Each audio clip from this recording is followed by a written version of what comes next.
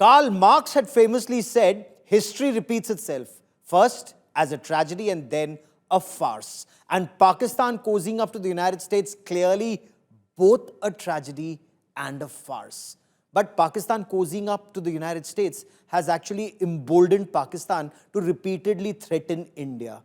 Thrice in as many days. How should India view these threats? How should India respond? Joining me on India First is Lieutenant General Raj Shukla, former army commander and one of India's foremost voices on strategy. Ambassador Yash Sinha, former High Commissioner to the UK, knows the Indus Waters Treaty very well. And when Pakistan sued India, Ambassador Sinha will tell us how Pakistan was caught on the wrong foot. Abhijit Iyer Mitra is a senior fellow at the Institute of Peace and Conflict Studies. Alexander Slater is a geopolitical expert on national security, joins us in a moment. General Shukla, how would you view these repeated threats from Pakistan? Now, is this meant, when it comes to people like Shahbaz Sharif or Bilawal Bhutto Zardari for domestic consumption, where it comes from Asim Munir, either for the Pakistani diaspora in the US, or is it desperately seeking US intervention on Indus Waters and on Kashmir?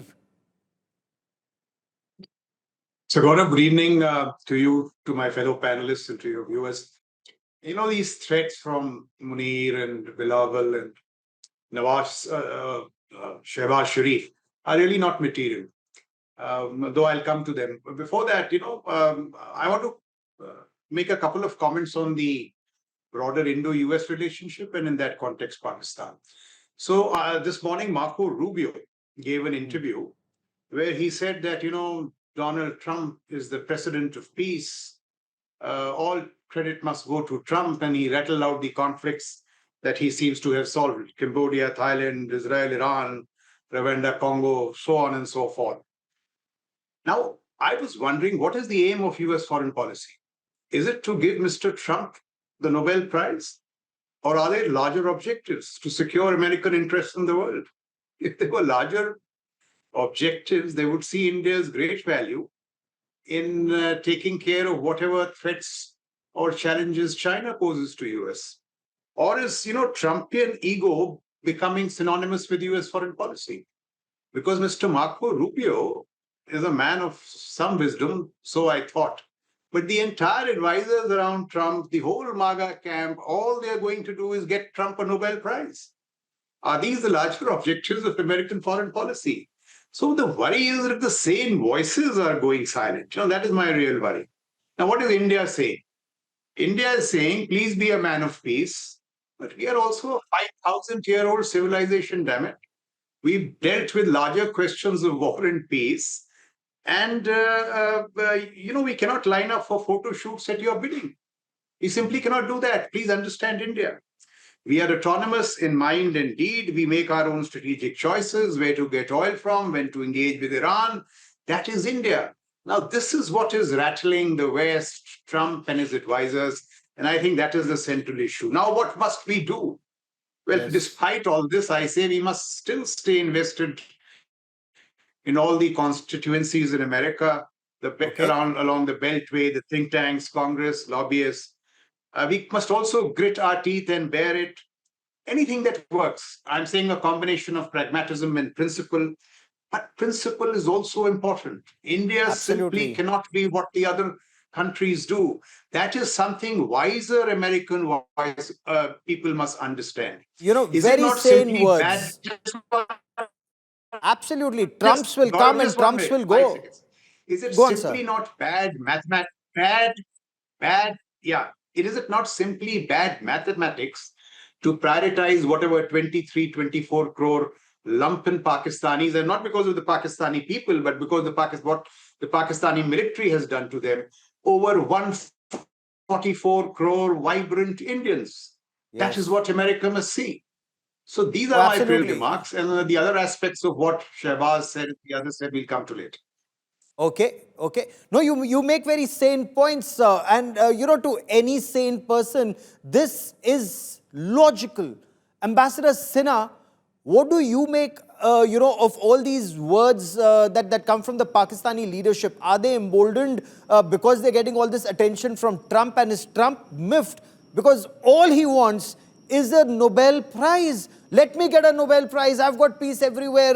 I'm the president of peace. And perhaps he's very angry because when Prime Minister Narendra Modi was in Calgary for G7 at Kanakis, he did not go to Washington, D.C. for that photo op with Trump, where Trump wanted to ambush India with Asim Munir for that handshake. He came back to India and said, I have more important things to do. And peace should mean genuine peace. But your take, Ambassador Sinha.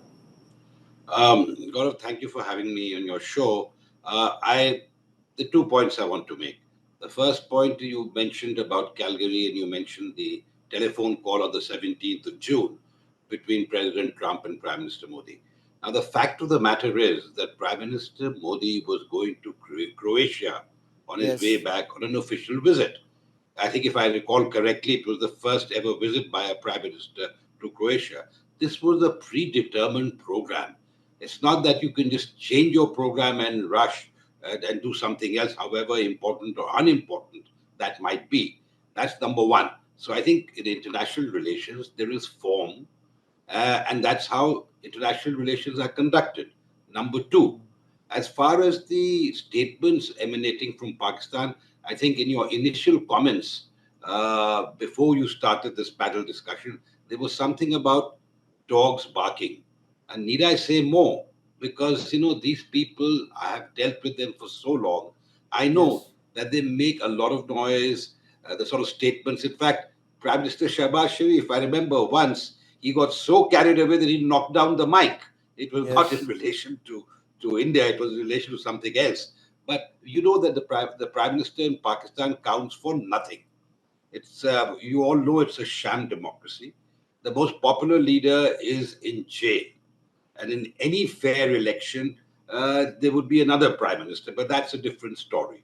As far as the army is concerned, their their complete implacable hostility towards India is well known. In fact, the Hmm. prime minister mentioned the enemy. I'm glad he did, because I hope your viewers realize that there are some in India who still don't view Pakistan as an enemy. They would still rather go and light candles at the border. So I think we need to be very clear whom we are dealing with.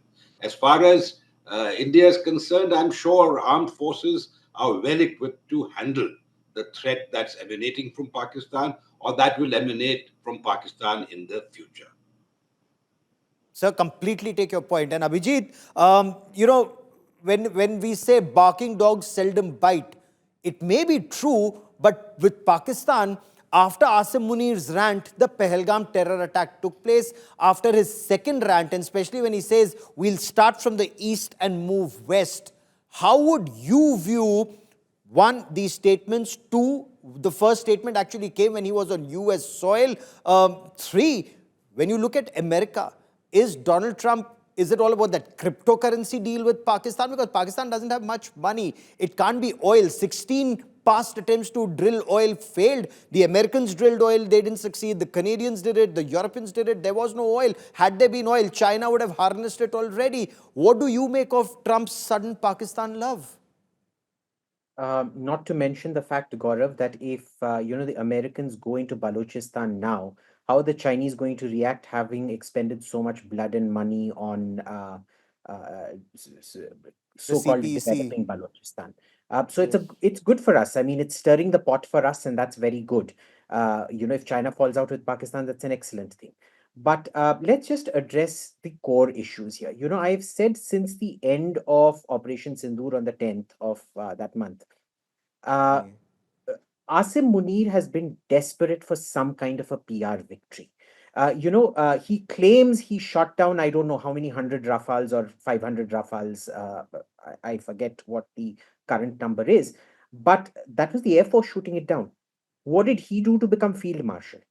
So his very promotion to Field Marshal shows you his desperation, number one. Remember, it did not go down. The Pahalgam attack and what happened after that. He can hide whatever losses they had from his public. He can't hide it from the core commanders. And as I understand it from all my sources in Pakistan, the core commanders are very upset with him. Now, his dilemma is he needs another attack on India. Not necessarily in Kashmir, it may come through Nepal, it may come through Bangladesh, something like that. But he needs it, and I've been saying this for a long time. We may be able to parry about 100 attacks, but the 101st attack will always succeed. That has always been the logic of terrorism. The issue then is, what will he do when India retaliates to that attack? Now, when it comes to the water treaty, it's slightly different. Do you remember the Atlantic shooting down case in 1999 where we shot Yes. down a Leger Atlantic? The helicopter I was on board was almost shot down by the Pakistani Stinger, the Mi-17, Mi-8 Right. that time in Nalia. Go on, sir. Right. Now, what happens with that is, if you remember at international arbitration, the Pakistanis went for international arbitration knowing fully well that India's accession to the ICJ was based on an exclusion of all other Commonwealth countries. They still decided to spend about $50 million on that arbitration, lost it on jurisdictional grounds. Again, they have gone, and remember, the Permanent Court of Arbitration is not the ICJ. Yes. The annexes to the Indus Water Treaty very clearly state a neutral expert, and even that now does not hold. It is infructuous because it is now in abeyance. So what Yes. they're doing now is, it could be one of, I think the statements that Munir has made in America are again grandstanding, but they do point towards an impending attack of some kind, which he needs to save his career. But what Shehbaz Sharif is doing is exactly what Nawaz Sharif did. That when the Atlantic was shot down, we're taking you to international arbitration. They need some kind of Okay. public. So it's a mix Okay, of. so they're desperate. It shows their desperation. Alexander Slater, conventional wisdom suggests, as General Raj Shukla was also pointing out, US and India should remain strong partners. It benefits both countries. It benefits both economies. The aim, when Prime Minister Narendra Modi was in the US in February, was to take bilateral trade to $500 billion by 2030. US and India were also talking about coming together to checkmate expansionist forces, China. How do you see Trump's changed attitude towards India? Gaurav, thanks so much for having me here. It's wonderful to be part of this discussion with the other panelists. I think you're 100% right. I think the U.S. and India, for all the reasons that you cited, are natural partners. And it's difficult to explain the sudden turn in events. Obviously, the inability of the two sides to come together on a trade agreement has been a focal point of the rupture. But I think we all know now that this has been building for some time. Clearly, the disagreement between Prime Minister Modi and President Trump over how to discuss what happened in May and what led to the conclusion of the cross-border conflict has helped push us to where we are today. I think the key is to look forward, as you're suggesting. How do we get out of this? How do we get back to a better place between the two countries, who again are natural partners? Both have very strong interests in creating a free, open, prosperous, and peaceful Indo-Pacific.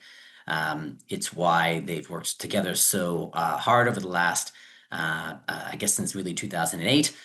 Everybody understands that an expansionist China is quite dangerous for all of the countries in the Indo-Pacific, and especially India's long-term goals of continuing its rise to be the third largest economy in the world.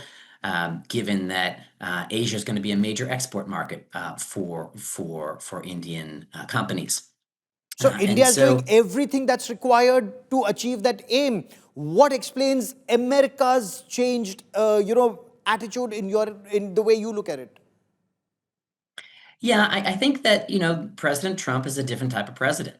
He's very different than President Biden in numerous ways. I think that the prior administration really was focused on working to build up India to help its rise, and saw its rise as very complementary.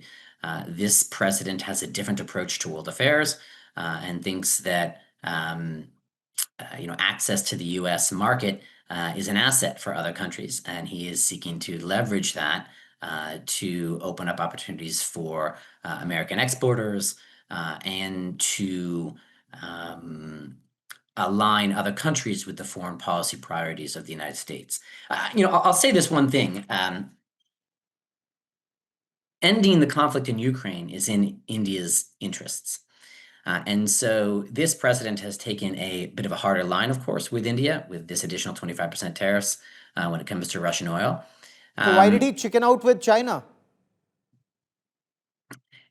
It's a very great point, but I don't think that that's going to go on forever. I think people are interpreting that as I think they call it the taco trade here in the United States, where he doesn't necessarily follow through on his initial threats, but below the surface, that's only going to go on for so long. There are certain things and steps the United States is taking to reduce reliance on China and to that's not going to go on forever. And so I do think that you will see increasing pressure on U.S.-China ties as well. But look, the point is more this. We have to separate the actual underlying economic drivers and the political drivers, right? Nobody likes to be seen to be pushed around on the world stage. Nobody. It's why these conversations often happen behind the scenes, right? When the US and India were at odds over India's imports of oil from Venezuela or Iran, they worked behind the scenes to resolve the situation, and India reduced its purchases and ultimately stopped buying oil from either of those countries. The same thing can be done here. It just has to be done in a very different way than it's being done now. Okay, so he's fired the bullet. Now he wants the bullet to be taken back. Clearly, that doesn't happen. And especially when you're dealing, General Shukla, as you said, with a 5,000-year-old civilization, we wouldn't want anyone to lecture us. We've withstood sanctions before. Not that we would want sanctions, but this is something, when it comes to India's pride, I'm sure that there is no way that India would want to be lectured, especially when America is following double standards, and not just with China, with Europe, with America itself, General Shukla. They continue to buy uranium for their nuclear energy. They continue to get fertilizers and chemicals for themselves, but they want to lecture us. It just doesn't add up. It's not only there's China, Turkey, the shadow fleet, Europe. We know what's happening. But the other issue is, I would just like to recall, I think it was the Prime Minister in the 2014 campaign trail, when he was asked about India's foreign policy, he says, na aankh utha ke baat karenge, na aankh jhuka ke. We will neither bully nor get bullied. This much, reach the ears of the Trump administration loud and clear. We are not going to get bullied. Having said that, these are challenging times for Indian statecraft. While staying engaged with USA, if things go further astray, what are our options? There are options. Russia, the global south, the near hegemon. If the faraway hegemon is acting nasty, there are things we can do. We are not without options. There are many options with us. We won't like to go down that path, but if pushed, there are huge options for us. One point I would say that we must look at our strategic military capacities. We are not resourcing them in the manner that we should for the, the challenges that are coming our way. Last point, I would just like to, examine this nuclear doctrine that Asim Munir unfolded from Florida. So what was he really saying? He was saying, dekho, India is committed to NFU, so India will never use nuclear weapons, at least not in the first instance. So we will do this terror strike. India will respond conventionally. We will lose. And when we are getting decimated, we'll blow ourselves up. I mean, what kind of madrasa nuclear ideology is this? He's got his strategic plans divisions, very smart Pakistani officers. They would be disappointed with this. I'm surprised that the West and the USA has not condemned this kind of nonsense. Nuclear deterrence is a very serious matter. Nobody knows it better than the Americans. Yes. And look at the kind of, absolutely outstandingly stupid statements that are coming out. Not only irresponsible, downright stupid. I mean, this amazes me to the extreme. Ambassador Sinha, America claims to be big on nuclear non-proliferation, though its record has been very bad. It's looked the other way when Pakistan was the nuclear Walmart, and America knew it. Pakistan was, as you know better, sir, you were dealing with Pakistan directly. Their C-130, imagine an American-made aircraft, C-130 was flying to Iran and America was looking the other way. Deals were being done with Libya, America was looking the other way. But how do you, one, look at this nuclear threat? The the threats that come from Pakistan and how India should actually deal with both these emerging situations? Gaurav, I liked your description of the Walmart. In fact, I recall I was posted in Pakistan when Yes, sir. AQ Khan network was active, very active, and we were aware of what he was up to. And of course, our friends, our partners in the West, either didn't believe us or chose to ignore it. I think the second is probably true. The latter is true. I think what has happened is sabre-rattling. Nuclear sabre-rattling is not new. Pakistan has done it. Successive army chiefs have done it. So it's nothing new. The only problem is that this particular chief, given his background, we shouldn't dismiss it out of hand. But I like what General Shukla had said about, trying to blow themselves up and take half the world down with them. That was the most astounding statement that I've heard. And emanating just 1 minute, from Pakistan. Ambassador Sir, which half? The American Yeah. half or the Chinese half? Or probably both, I think, the way a nuclear war pans out. But one point I'd like to make, the India-US relationship is extremely important. We must understand that. And we should not get carried away by sentiment. We should not throw the baby out with the bathwater. This is a 17-year moment. I read somewhere, 1971, when the Seventh Fleet was sailing towards the Bay of Bengal. And you know what happened. 1998, after our nuclear test, and now it's 2025. We rode the storm. There are ups and downs in relationships. And I like the point that Mr. Slater made, that there are other issues. It's a very wide relationship. There are many other issues. Now we have to see what will happen now. Trade, the 25th of August, if a delegation comes from the US, what will be the outcome? If the Prime Minister goes to attend the UNGA in September, will there be a meeting with President Trump? All these are imponderables which we will have to wait and see. But one point I wanted to make about the Indus Waters Treaty, I think Mr. Mitra had referred to it. There's the dispute resolution mechanism. There are three aspects. One is the Permanent Indus Commission.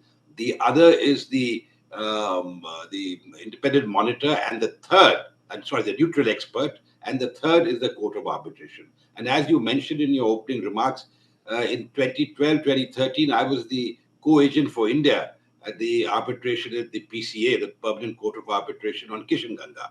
The interim judgment that came after that, we won handedly. Now, the situation has changed because we have kept, the World Bank did something completely absurd. They kicked in two dispute resolution mechanisms simultaneously, nuclear expert and a court of arbitration. And now that we've held the treaty in abeyance, and another thing, reacting to Shahbaz Sharif, we have not stopped any water. The water is flowing as it is. What we do in the future is a different matter. But till now, we haven't stopped waters. We haven't built any dams on the Indus or Jhelum. So what we will do, definitely, and I hope we do, the Tulbul navigation project on the Jhelum must be started immediately. And that's a navigation project, with or without Pakistani objections. So we will follow the elements of the treaty as much as it suits us. And I don't think now they're going to be held back by either protestations from Pakistan, the objections that they raise all the time, or any sanctimonious lecturing by any permanent court of arbitration. Sanctimonious lecturing, and why should we? And I completely agree with all of you that India-US relationship is extremely important, and that's why both countries in the past 25 years, post 1999 Kargil war, have invested so much in this relationship. But Alexander Slater, when Prime Minister Narendra Modi visited the United States in February, India was seen as quick off the block, wanted a quick trade deal, a bilateral trade deal by fall, and everything was being put in place. What I want to understand from you is, one, why did things change? Two, when you look at three aspects here in that compact that was signed, that declaration that came, one was technology, the other was strategic partnership, the third was trade. When it comes to technology, there is science and technology cooperation that's happening. There will be a joint military exercise, and India is sending a big contingent to Alaska. Will trade, in your appreciation, come back on an even keel? Is it just being used, this additional 25% sanctions, to browbeat India into accepting, some American points? Or is Trump very clear it's his way or highway? I think it's probably both on that last point. I think that President Trump is serious about getting Russia to the negotiating table and is looking for ways to motivate other powers, including India, who talks about a special relationship with Russia, to push Vladimir Putin to that negotiating table. And again, I think it is in India's interest for Russia's invasion of Ukraine to end, and for there to be peace there, for a variety of reasons, which, it's why Prime Minister Modi in 2022 said now is not an era of war to Putin directly, right after the invasion. So again, I think there's alignment there. I think he's trying to motivate India to do more there. And I think President Trump genuinely believes that India's purchase of Russian oil enables Russia to continue on a more aggressive tack towards Ukraine and not come to the table. So I think there's So genuine may I just reason for that. intervene for 30 seconds? Indian course. purchases from Russia, you say, encourages that war machine. What about American purchases from Russia? Does that deter Russia? What about Europe's purchases from Russia? Does that deter Russia? I don't understand this logic, sir. So Gaurav, on this particular point, what I said was I think President Trump believes this. I'm not asserting what is or isn't. I think if you look at the data, the amount of oil that India purchases from Russia substantially Is exceeds much less than what Europe purchases from Russia in terms of LNG. Much less in terms of value, in terms of quantities. So I don't understand this logic. I mean, why? I seriously want to know this. Every Indian wants to know this. We want good ties with America, but not these double standards from America. So look, I think on these issues, this is President Trump's policy, and I don't work for the administration. I'm here to explain what I think he believes and why he thinks this is important. And again, I think when it comes to what India can do, and where its interests lie. I don't think that the delta between what India buys in terms of of oil from Russia and what it would get on the market price is hugely significant. But let's put that aside. I mean, I honestly don't think that that's the major point here. I think what you're asking about really is how do these countries come back to the trade table together? And on that point, on this extra 25%, I think on one hand, President Trump genuinely believes the things that he's said about why he's concerned about India's oil purchases from Russia, and he thinks that he can motivate India to put more pressure on Russia. But I think he also is using it as a way to get leverage at the bargaining table on trade. Okay. And I think that India is responding in a level-headed way, is showing its continued interest in trying to reach an agreement on trade. I think that the sides were extremely close, and I think they have a nice framework in place to reach an agreement. The ultimate outcome is going to depend on both sides deciding that, look, nobody's going to get everything that they want. And is the long-term health of the relationship more important than being able to come out and say publicly, I won or I dominated? That seems to me far less important. But I will take one more point that you made. It's a very good sign that the two countries remain very well connected on the military to military level, that cooperation continues, that also India continues to work with other allies of the United States, including the Philippines, on strategic cooperation and military ties. This is what's fundamentally important and creates a broader frame for the two countries to come together on trade as well. So I'm hopeful for that. Okay, Abhijit, with the last 30 seconds I have on this part of the show, is that trust factor, 25 years invested in it, that comfort level, has that been lost? And a lot then would depend, one, not just on the talks that happen in Alaska between President Trump and President Putin, but also whether the trade delegation comes from the United States around the 25th of August for the next round or sixth round of talks. Look, we've always been very iffy in our trust factor with the Americans. Even with the last government, remember, they were undermining us through other resources. Yes. That was much more insidious. They were using NGOs and that entire network under USA to undermine us. This is a much, much more direct to-fro. The problem is this particular thing, even though it's not that defense sales are embargoed or anything like that, the problem here is that when you decide that a bilateral relationship depends on a third country, then you fundamentally start attacking the basis of that relationship. So, on one hand, it is not as insidious as what Biden tried to do or Obama tried to do, uh, but it does strike at the root. So, yes, there is some kind of great unease and a loss of trust. I think it set the relationship back. Can it get back on track? Is it unrecoverable? Absolutely not. One last point, Gaurav. The sheer duplicity of the so-called 50% tariff is the fact that if India imports Russian oil and processes it, check Annex 2 of the executive order. If we export Yes. that very oil to America, it is exempt. Yes. This has nothing to do about stopping the war in Ukraine at all. This is much more to do with personal pique because of the way the exemptions are, carved out. They are not to punish Russia. They're just to punish Indian consumption of Russian oil, not any consumption of Russian oil that helps America. Or Europe. You're absolutely Or right. I have run out of time on this part of the show, but General Shukla, Ambassador Sinha, Mr. Slater, and Abhijit Iyer Mitra for joining me here on this India Today broadcast.